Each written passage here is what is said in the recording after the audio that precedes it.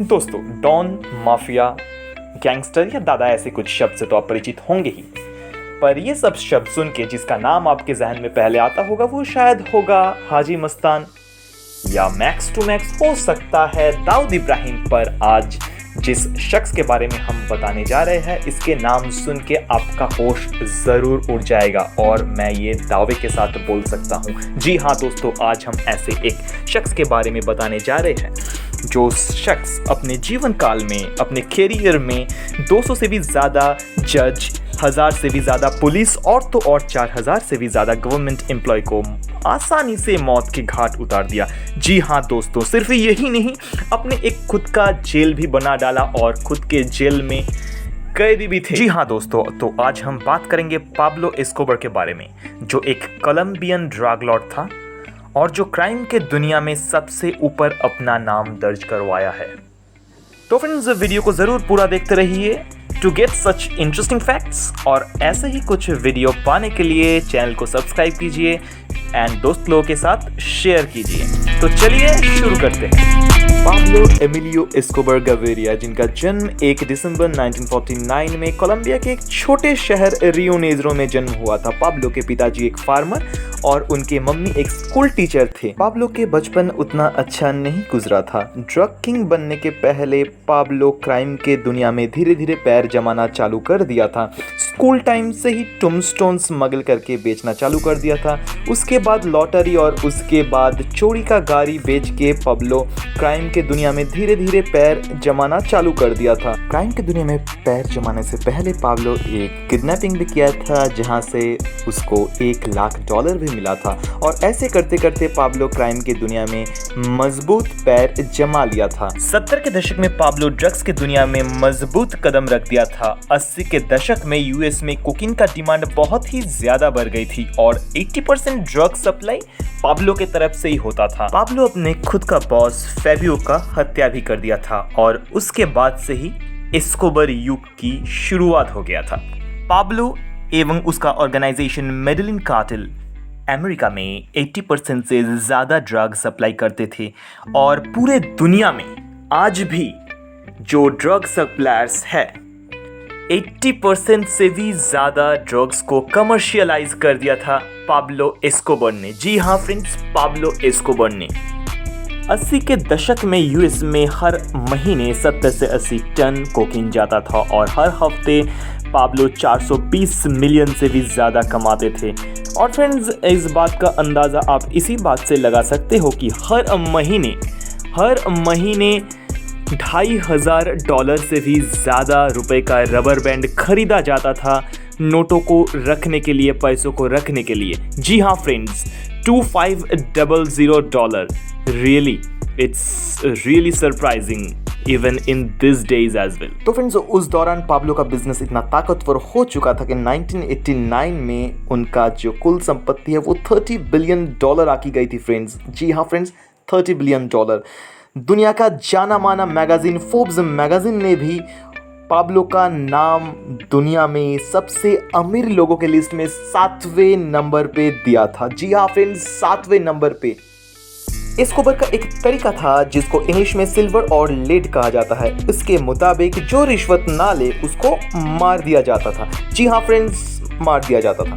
Pablo एस्कोबर हर दिन के साथ ताकतवर होते जा रहे थे और यदि उस टाइम से आज के डेट में यदि उसका कुल संपत्ति आका जाए तो वो $64 बिलियन होगा। जी हाँ फ्रेंड्स, $64 बिलियन, जो उसको अमीर लोगों के लिस्ट में 8वें नंबर पे स्थान देता है आज के डेट में फ्रेंड्स। उस वक्त पाब्लो पूरे दुनिया में 80% से ज़्यादा ड्रग सप्लाई करते थे और यूएस में 90% से भी ज़्यादा ड्रग सप्लाई होता था पाब्लो एस्कोबर के नेटवर्क द्वारा। पाब्लो के पास इतना पैसा आ रहा था कि पाब्लो को जगह नहीं मिल रहा था पैसा रखने के लिए, तो वो अपने नोटों को बंडल बना के ज़मीन में दबाना चालू कर दिया था और ये कहा जाता है कि $2 बिलियन, इट मीन्स 10%, उस रुपए का 10% चूहे खा जाता था। तो आप सोच सकते हो कि कितना ताकतवर एक इंसान हो सकता है। पाब्लो पैसों को रखने के लिए साल में $3,65,000 के रबर बैंड खरीदते थे, जो कि आप सुन के हैरान हो जाओगे कि वो यूएस प्रेसिडेंट डोनाल्ड ट्रंप के पूरे साल के सैलरी का समान है। जी हाँ फ्रेंड्स, पूरे साल के सैलरी का, सिर्फ रबर बैंड के खर्च। पाब्लो अपने नोटों को गोडाउन में भी छुपाया करते थे। जी हाँ फ्रेंड्स, गोडाउन में, और इतना पैसा वो गिन नहीं सकते थे, तो इसीलिए पैसों को वज़न करके गिना जाता था।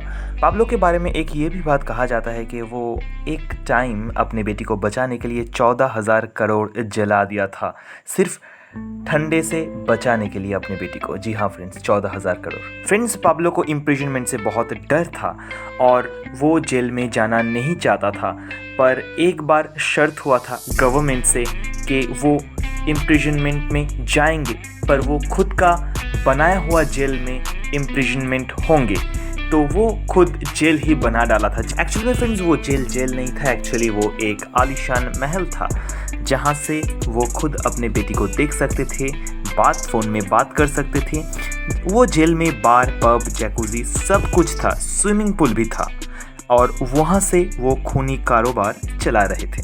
पाब्लो ने 27 नवंबर 1989 को एक विमान एविना 203 को बम से गिरा दिया था, क्योंकि उसमें 1990 का presidential candidate Luis Carlos Galan थे, और इसमें 110 लोगों का जान गया था। पाब्लो के ड्रग का ऑर्गेनाइजेशन मेडलिन कार्टेल उस दौरान 10,000 से भी ज़्यादा लोगों का मौत का कारण बने थे। फ्रेंड्स, पाब्लो के पास 6,500 स्क्वायर फीट का आलीशान महल था, जहां 1,700 से भी ज़्यादा एम्प्लॉय काम करते थे, और इस महल में एक रनवे भी था एरोप्लेन के लिए। ये कहा जाता है कि पाब्लो एस्कोबर के पास 17 से भी ज़्यादा विमान थे, और उसमें सिर्फ प्राइवेट जेट ही नहीं, मिलिट्री जेट भी थे। पाब्लो के आलीशान महल के पास 3 जू भी थे, जो जू के शौकीन थे। उधर हिप्पोपोटामस और टाइगर भी रहता था। सिर्फ यही नहीं फ्रेंड्स, पाब्लो के पास एक खुद का आइलैंड था। जी हाँ फ्रेंड्स, खुद का आइलैंड, जिसका नाम था इस्लास डेल रोज़ारियो। उधर हेलीपैड, स्विमिंग पूल, सब कुछ का व्यवस्था था उस आइलैंड में, और वो अपना खूनी कारोबार, ड्रग्स का कारोबार उधर से ही कंट्रोल करते थे। और फ्रेंड्स, पाब्लो गाड़ी का भी शौकीन थे, और उसके पास पॉश जैसे बहुत सारा लग्जूरियस गाड़ी का कमी नहीं था। और फ्रेंड्स, पाब्लो का पब्लिक अटैचमेंट बहुत ज़्यादा था, और पाब्लो को रॉबिन हुड इमेज से भी देखा जाता था, क्योंकि वो गरीबों के लिए बहुत कुछ दान करते थे। और ये भी कहा जाता है कि पाब्लो 70 से भी ज़्यादा फुटबॉल प्लेग्राउंड उस दौरान बनाया था। पाब्लो के मरने के बाद 25,000 से भी ज़्यादा लोग शामिल हुए थे फ्यूनरल सेरेमनी में। जी हाँ फ्रेंड्स, 25,000 से भी ज़्यादा लोग।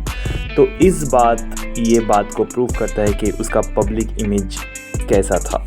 और फ्रेंड्स, अब तक आप समझ चुके होंगे पाब्लो को क्यों किंग ऑफ कोकेन कहा जाता है। सिर्फ किंग ऑफ कोकेन ही नहीं, पाब्लो को वेल्दिएस्ट क्रिमिनल भी कहा जाता है। जी हाँ फ्रेंड्स, हिस्ट्री में सबसे ज़्यादा वेल्दिएस्ट क्रिमिनल पाब्लो एस्कोबर ही है, जिसका कुल संपत्ति यदि गिना जाए 2021 में वो होगा $64 बिलियन।